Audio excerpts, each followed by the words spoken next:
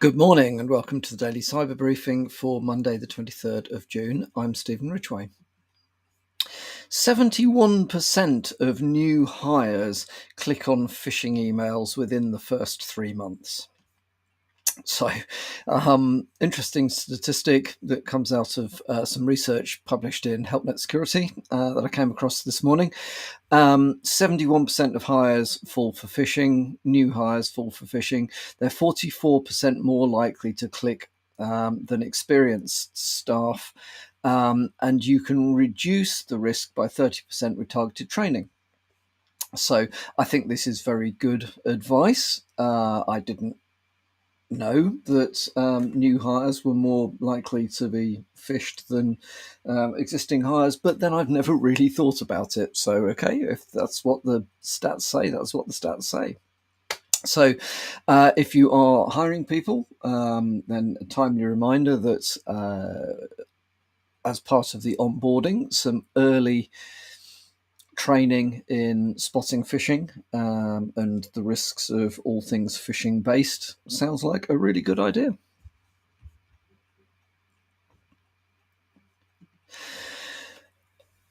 Quantum risk is already changing cybersecurity. This is a pet theme of mine. We've gone over this various times. I keep coming back to it because if organizations ignore this or leave it till later, the scale of the problem is going to be almost too big to deal with. So there's an article in HelpNet Security that is basically saying, as I've been saying, come on, get on with it and get a policy, get a process in place around this. Do some training, some testing. Get some proof of concept stuff out there. Do your risk assessments. Prepare for it. I think one of the most interesting things in this article is that there is a table of exposure, mitigation, complexity, and urgency tabulated against industry sector, so financial services, government and defence, healthcare, data custodians, critical infrastructure, OT, and small and medium enterprises. All risks are medium or above, so nobody is in a position of saying that post-quantum encryption is a low risk to them. Financial services, the exposure is high, the complexity for mitigation is high, and the urgency is high. Small and medium enterprises probably have a little bit more time. Threat exposure is medium, migration complexity is medium, and urgency is medium, although that's got to be caveated with the small and medium enterprises probably don't have the resources, or often don't have the resources, to put into a large push at the last minute to deal with this sort of stuff. Now, bear in mind that this comes from a tactic which I've been talking about again for probably 18 months now, which has picked up a nice little phrase to decrypt it, and it's known as, the tactic is known as harvest now, decrypt later. Certainly some nation states are doing this at an incredible scale, and I think that it would be unsurprising if we were later to find out that the Chinese were probably the world leaders in harvest now, decrypt later.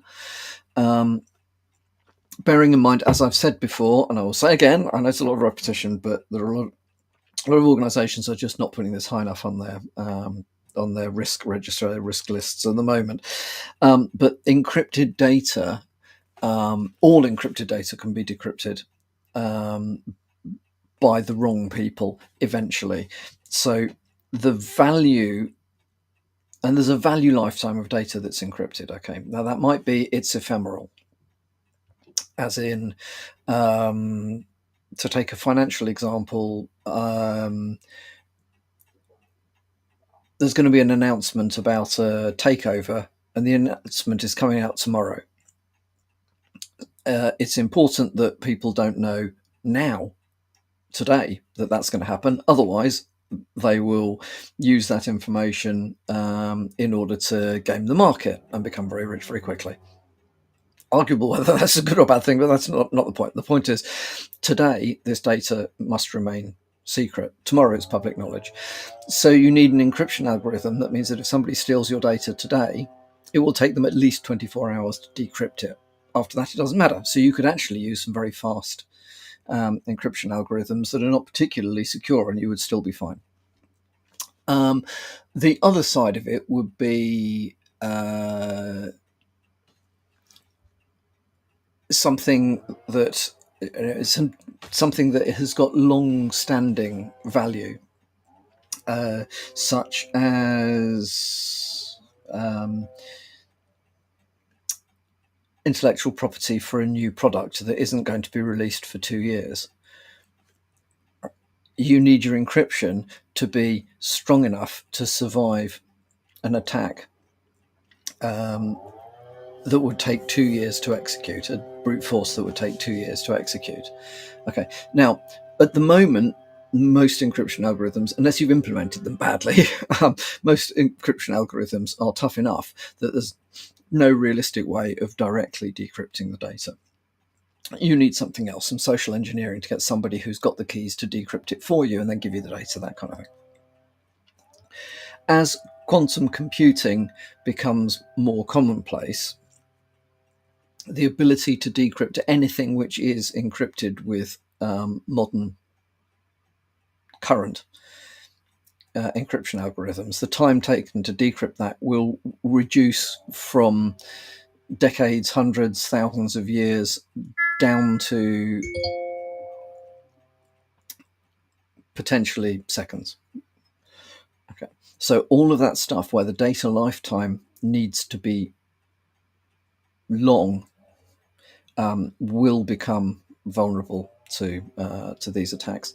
Therefore, you need to think about what are you going to do under these circumstances? So just because it's encrypted today and it's on a disk somewhere and it's been stored, and you've also then the other issue which you need to bear in mind is that where data is in long-term storage, and mostly stuff's not on backup tapes that are physical and hard to get hold of and difficult to read now. Mostly backups are online, copies of things are online. Well, if those online copies of things, even if they're in your own network, if they remain encrypted with what will rapidly become obsolete encryption algorithms, it doesn't matter whether your latest version has been encrypted with post-quantum encryption algorithms. You're still going to be in trouble because you can decrypt the older versions, right? So just the article is pointing out, start to plan this out now, because the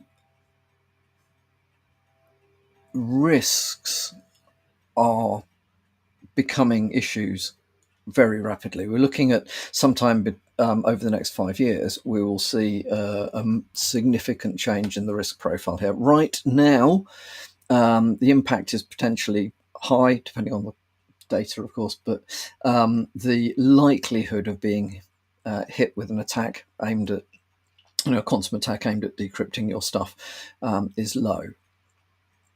Okay, but that, as I say, is rapidly changing. There have been, it's moved beyond proof of concept in specific academic research labs through to being, well, actually, there are nation states that are investing very heavily in how to do these things and have demonstrated it works. So, watch out, this stuff is coming. Okay, on other matters, I bet you've never heard of Meshtastic. But Meshtastic is kind of cool. It's an open source project that enables LoRa meshed networks. Now, LoRa is long-range radio. That's LoRa itself is a physical layer. standard. LoRaWAN is a transport protocol over LoRa.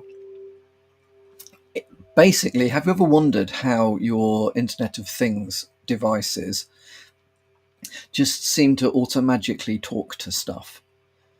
Right. Yes, sometimes you buy smart devices that say attach me to your Wi-Fi network, but sometimes you just plug things in and they just work. Well, if they are plugged in and just work, it's probably because they're using LoRa. So it's a low-powered, long-range radio frequency specification that will transmit over kilometers in an urban miles. It will transmit over miles in an urban environment and probably tens of miles in a rural environment using very low powered devices on a free to use frequency, so no licensing, no radio frequency licensing is involved. Okay, that's kind of cool. Well, what if you want to go further? Well, the answer is there's an open source project that meshes devices that use LoRaWAN. Very cool. I've seen reports that the distances that can be reached are in the hundreds of miles, which I think is very, very cool indeed. However, if your devices are, or if you are using Meshtastic, which is the method by which you mesh these things. And by the way, if you think this is all very esoteric, you can go to Meshtastic. There's a mesh, I think it's called Meshtastic Net or MeshNet or meshmap.net, I think it might be. Anyway, look, it's in the, you'll find it very quickly if you dig around. There are hundreds of devices in the UK that are registered with that. So, and globally, there are literally thousands of devices. So this is, whilst perhaps not at the forefront of people's minds, it's out there. At the moment, Meshtastic has a vulnerability based around key duplication and low entropy keys that allow communications to be decrypted. So that would then allow hijack of a remote administration features on the IoT devices or the Meshtastic or basically the LoRa devices, unauthorized control over nodes and so on and so forth. There is a firmware patch, firmware version 2.6.11, which I believe has then dealt with or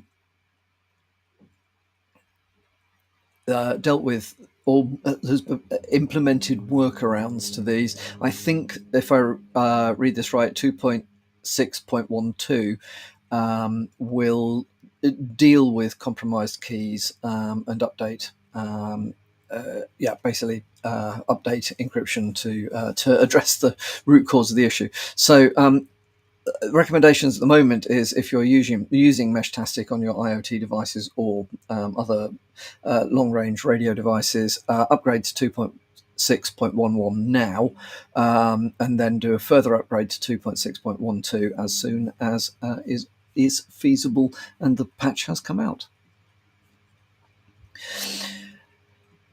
Okay, finally from me today, Russian hackers bypassed Gmail MFA using stolen app passwords. So, probably not surprising, but so other than the sophistication of the attack in this particular case. So, MFA, very difficult to break MFA directly. It's again, so long as it's a decently implemented algorithm, which most of them are these days, it's very hard to directly break MFA. There are ways you can use social engineering to get around that. Things like using email MFA and text MFA are not particularly secure, because the infrastructure on which the key, like the code, ends up is not particularly secure. The numbers-based things are pretty secure. Some things with Google Authenticator or whatever it might be, one of these sort of rotating numbers, the old RSA key type, the RSA things, they're pretty tough. Passkeys obviously is pretty tough as well. However, there are situations where the components of your environment that are talking to each other aren't able to put in a multi-factor key or code of some sort. And a good example might be if you use an email client to read your Gmail in this case. So if you're logging into your Gmail account, by now I'm sure everybody listening to this is using MFA. So, you put in your Google Authenticator code, logs you on, blah, blah, blah. There's your emails. All well and good, fine and dandy. But what if you're using an email client, Thunderbird or something, or you want to use your Outlook client to pick up your Gmail emails? Well, one method that's used in order to authenticate that is to create an app-specific password. If you look into your cloud environments, your collaboration tooling environments, there will be somewhere where you can actually have a look to see which devices in your organization have got app-specific passwords that allow access to calendars, emails, documents, you name it, via app-specific passwords. Okay, which effectively bypasses the requirement for MFA. Okay, that doesn't mean to say that it is easy to directly attack those, because they tend to be computer managed. They are digitally managed, long, complex passwords. Pretty much at the range of you will never brute force this. So in that sense, they are secure, certainly secure enough. The issue here is that a Russian group, APT29, otherwise known as, I know them as Cozy Bear, but they've got lots of other names as well, have been seen to engage in social engineering of very specific people whose emails they really want to have access to. Now, you know how normally phishing tries to create a sense of urgency. We're going to lock your account if you don't do this thing right now, or law enforcement are going to come and break down your front door in 10 minutes if you don't sign into this thing and do some dodgy whatever it might be. Anyway, this is quite the other way around. This builds a long-term relationship with specific people. The example they give is some government agency targeting a specific person at a government agency whose data this particular APT wants to have access to, create realistic looking emails inviting them to a new forum of peers and blah, blah, blah. And then after getting that initial interest, they'll then send them something saying, oh, well, if you want to interact with this group, we've got a closed community group here. We just need to get some details from you. Here's the app that you can use to access the group with, and they basically then con you into connecting up the app using app-specific passwords to things like your Google emails, and then trick you into providing them with the details. Now, once they've got the app-specific key from you, they of course then have access to read all your emails in the background. So it's interesting. I think it's something that's is worth being aware of if you are working in environments where the information you're dealing with is particularly sensitive. This stuff is not coming through like your normal spam. That's your normal spam and your normal phishing, which reasonably not simple to identify, but reasonably easy to identify. This looks and feels much more realistic because it is very targeted. I would say it is fair to say that you should not be giving out your app-specific passwords in any way other than using them through the apps that you're trying to join together. So it makes for interesting reading. Certainly something to have a think about. Add it to that list of if you're targeted, this one's a pretty good one. Right, that's all from me for this morning. Hope you have a good start to the week, and I'll speak to you all again tomorrow morning.